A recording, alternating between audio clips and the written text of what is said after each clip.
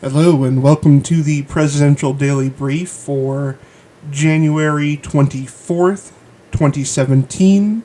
This is X-Ray Star and we have a lot of news to get into, so let's get started.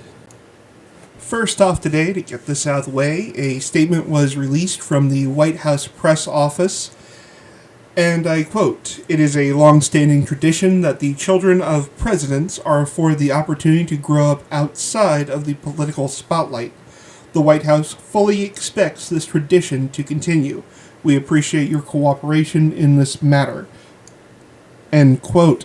The reason for this statement is due to some statements that were made by various personalities and influential people, including a writer for SNL, specifically making comments about the president's son, Barron Trump. I welcome you to look into that into more detail if you are interested in it, and we will move on to the next item. The president had a call with the Prime Minister, Narendra Modi of India, and I do apologize if I am butchering that name. During a call with the Prime Minister of India, President Trump emphasized that the United States considers India a true friend and partner in addressing challenges around the world. The two discussed opportunities to strengthen the partnership between the United States and India in broad areas such as the economy and defense. They also discussed security in the region of South and Central Asia. President Trump and Prime Minister resolved that the United States and India should stand shoulder to shoulder in the global fight against terrorism. President Trump looked forward to hosting Prime Minister Modi in the United States later this year.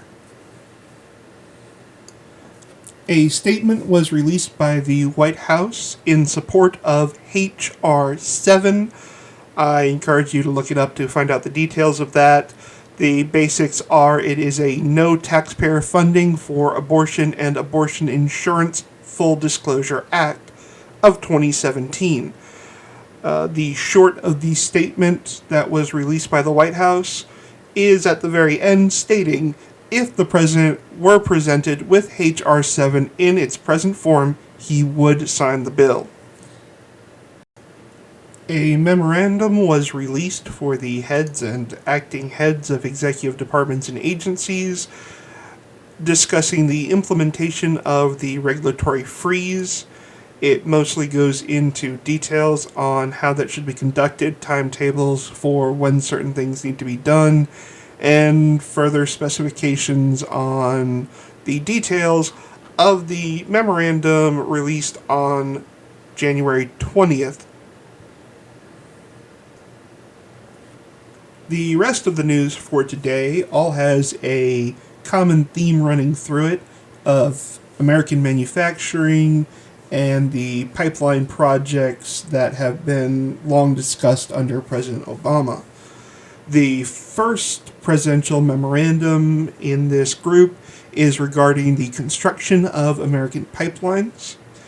It directs the Secretary of Commerce, in consultation with all relevant executive departments and agencies, to develop a plan under which all new pipelines, as well as retrofitted, repaired, or expanded pipelines inside the borders of the United States, including portions of pipelines, use materials and equipment produced in the United States to the maximum extent possible and to the extent permitted by law.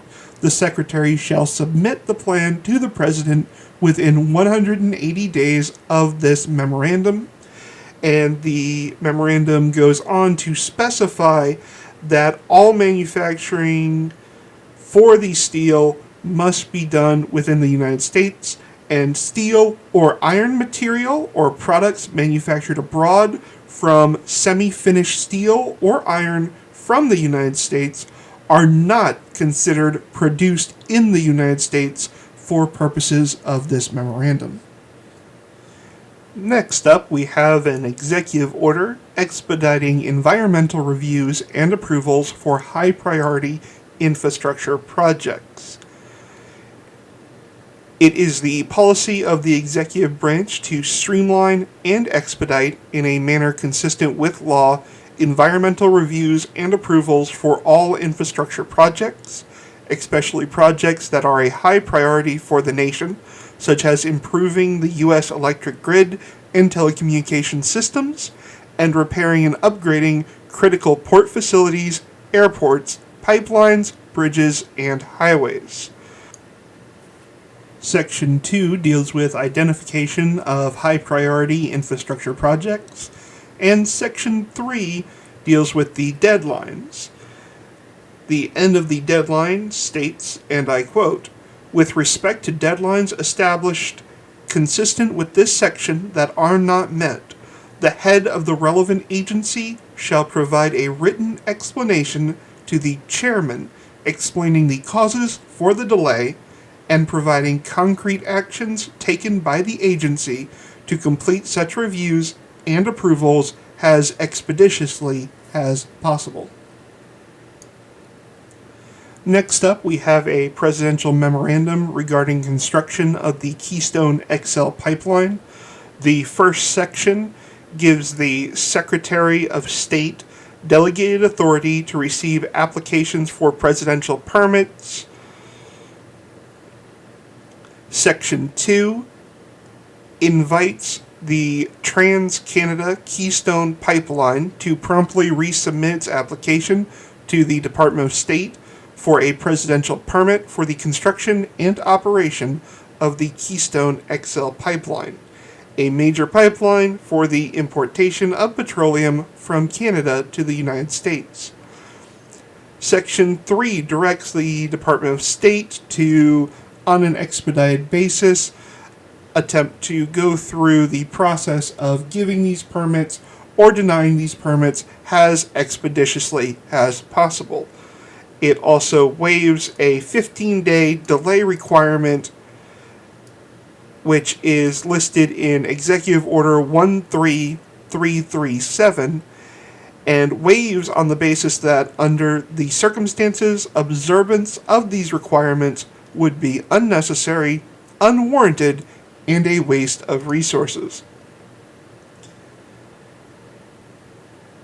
The memorandum goes on in subsection E to discuss private property, and I quote, "Nothing in this memorandum alters any federal, state, or local process or condition in effect on the date of this memorandum that is necessary to secure access from an owner of private property to construct the pipeline and cross-border facilities described herein.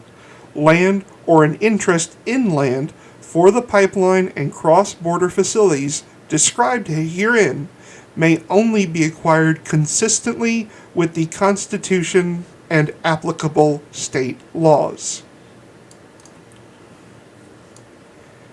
A second presidential memorandum was released regarding construction of the Dakota Access Pipeline. This memorandum has very similar wording to the Keystone XL Pipeline memorandum, except discusses how the pipeline will be carrying crude oil. It includes much of the same sections and subsections as the previous memorandum, including the same private property statements. The next presidential memorandum that was released today is for streamlining, permitting, and reducing regulatory burdens for domestic manufacturing. This memorandum directs executive departments and agencies to support the expansion of manufacturing in the United States through expedited reviews of and approvals for proposals to construct or expand manufacturing facilities, and through reductions in regulatory burdens affecting domestic manufacturing. Section 3 of this memorandum is particularly interesting and discusses Permit Streamlining Action Plan, Within 60 days after completion of the process described in Section 2 of this memorandum, the Secretary of Commerce shall submit a report to the President setting forth a plan to streamline federal permitting processes for domestic manufacturing and to reduce regulatory burdens affecting domestic manufacturing. The report should identify priority actions as well as recommended deadlines for completing actions. The report also may include recommendations for any necessary changes to existing regulations or statutes, as well as actions to change policies, practices, or procedures that can be taken immediately under existing authority. And that is all the information that has been released by the White House for January 24th, 2017. Thank you for listening to the Presidential Daily Briefing number 4 with X-Ray Star.